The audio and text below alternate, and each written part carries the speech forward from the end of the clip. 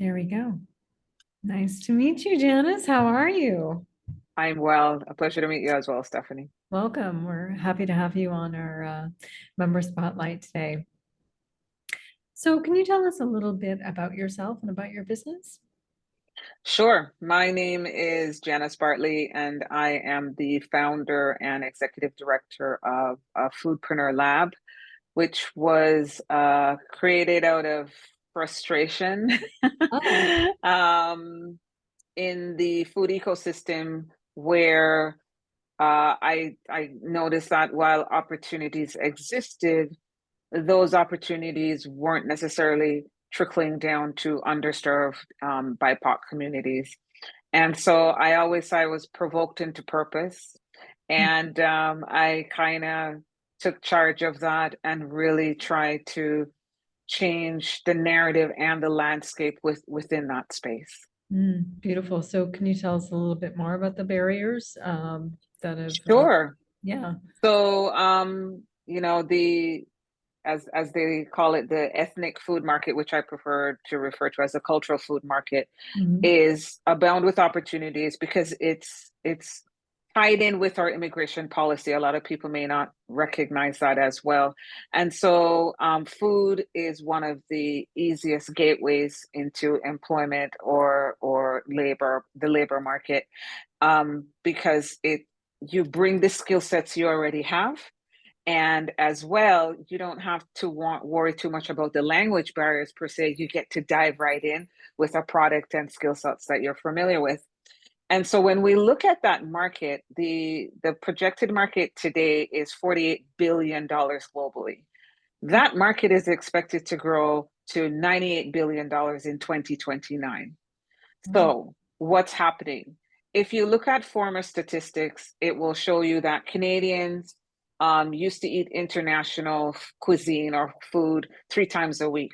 Well, now that we're such a mosaic, we have international foods for dinner or throughout the day, 5, 7 days a week now. And so what has happened is there's a shift in terms of what Canadians want in their food. You know, we want variety. And because we are such a mosaic with different families blending, we want to also have that food experience. The other important thing is that when immigrants come to Canada as well, there is the acculturation of having to adapt to whatever foods are here. Mhm. We don't want to do that. Our foods provide, if it's healing, if it's comfort, if it's education, we bring that with us. And so we don't want to abandon that either. We want to incorporate that and give that experience to others. And so you will see more of what's happening, which is food sovereignty. We want to be able to create spaces so that we can grow these foods and so that we can expand in those markets. So there's been a significant shift in that as well. Wow. I know you said it was very frustrating, born out of frustration. Yes. So, can you tell me a little bit about what has really kept you driven um, in your business Sure, times? sure. Maya Angelou has a quote that I live by. I come as one, but I stand as 10,000. So for every female, male, Black, BIPOC person that I interact with, I see myself in them. So I fully understand. I've been an entrepreneur for 3 decades plus going on.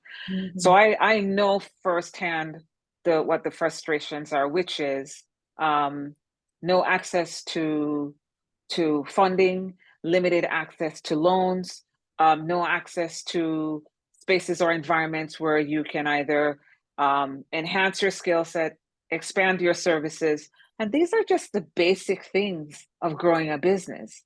And so the frustrating part is when you have infrastructures in place that are not willing to share those underutilized facilities, Mhm. then that becomes a problem because then we're no longer community driven, we're capitalistic driven. And Mhm. so when I look out, I firmly believe that in order for us all to benefit from this, it has to be trilateral, as I always like to say, which is public, private, and community partnerships.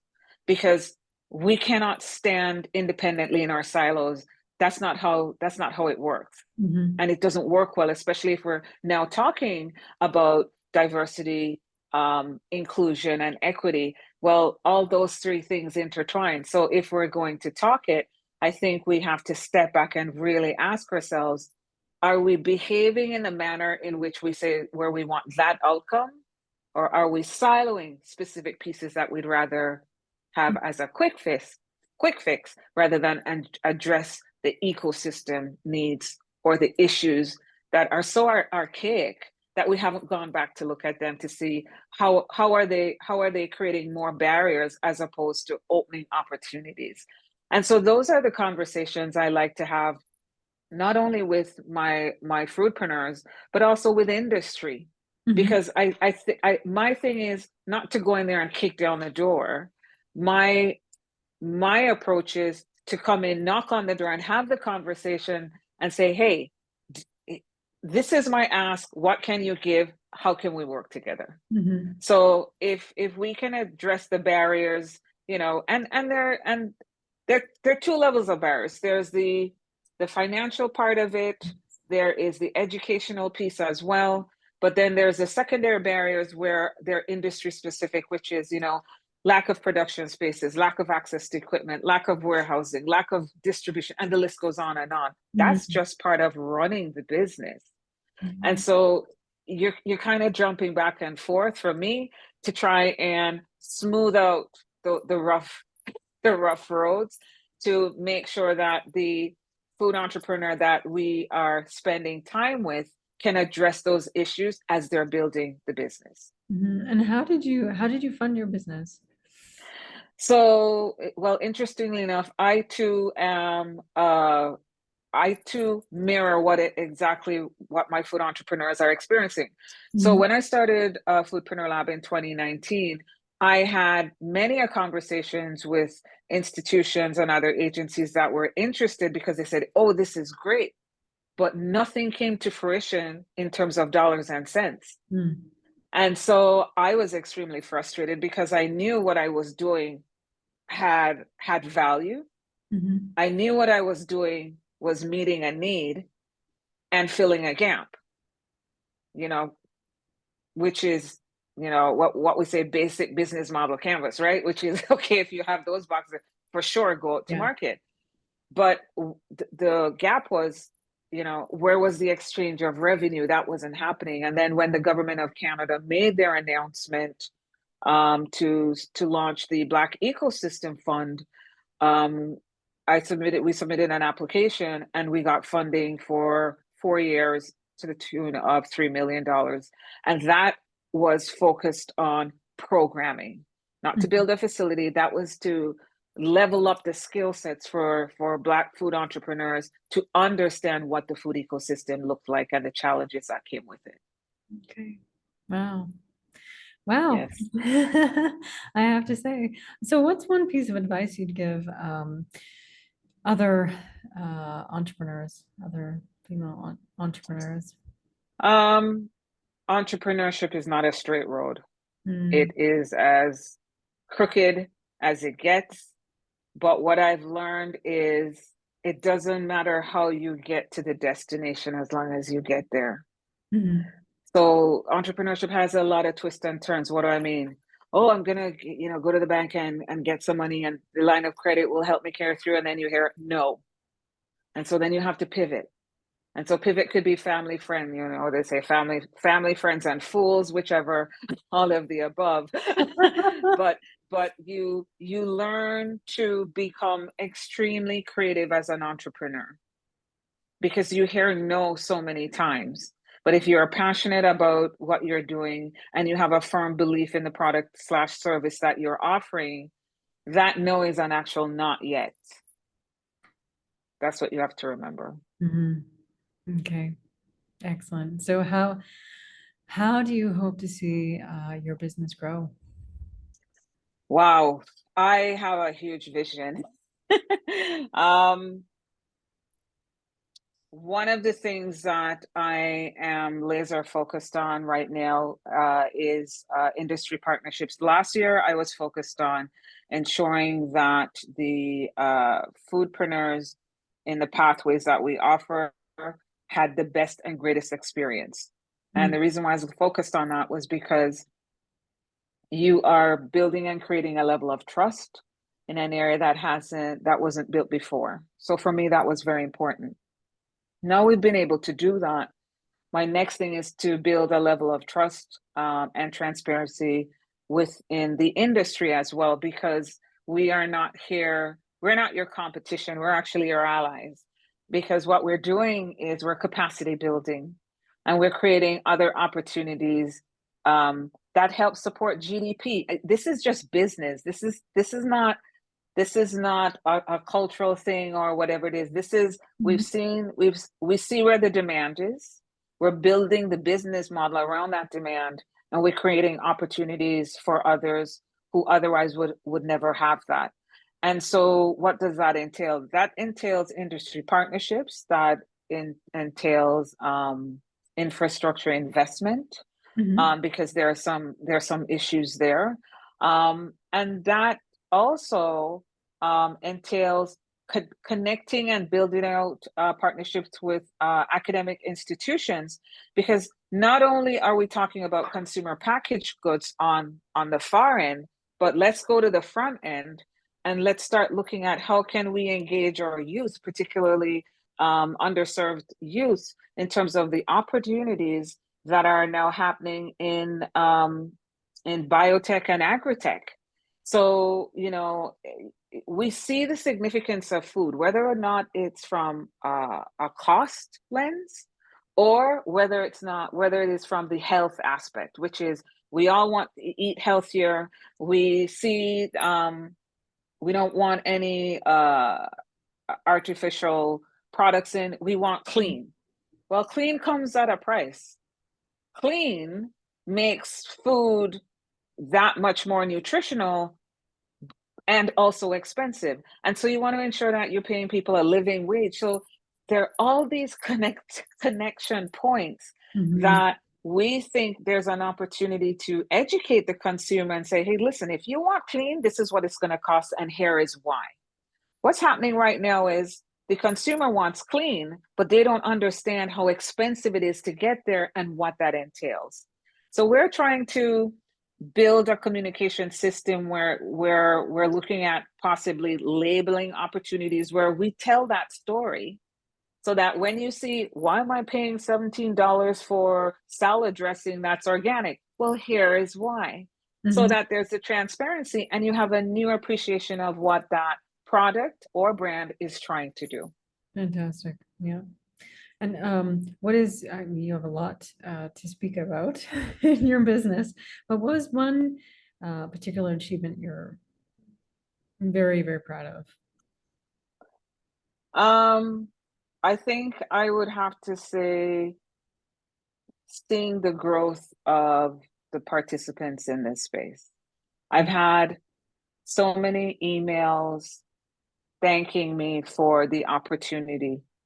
And it's not limited to, oh, I have this product. It's from never knew I could take this idea to market. Never knew I'd find a safe space where I could be myself and my lived experience would be honored.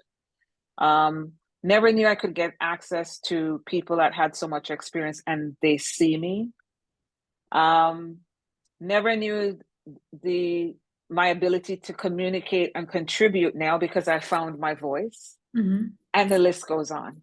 So for me, I've met that mark, as I said earlier, because in each and every person that comes through our pathway, there's a little bit of me that I see in each of them from my journey as an entrepreneur and not having the help that I wish I'd had back then. Wonderful. Is there a message you'd like to share with other entrepreneurs? Yeah, I would say to them that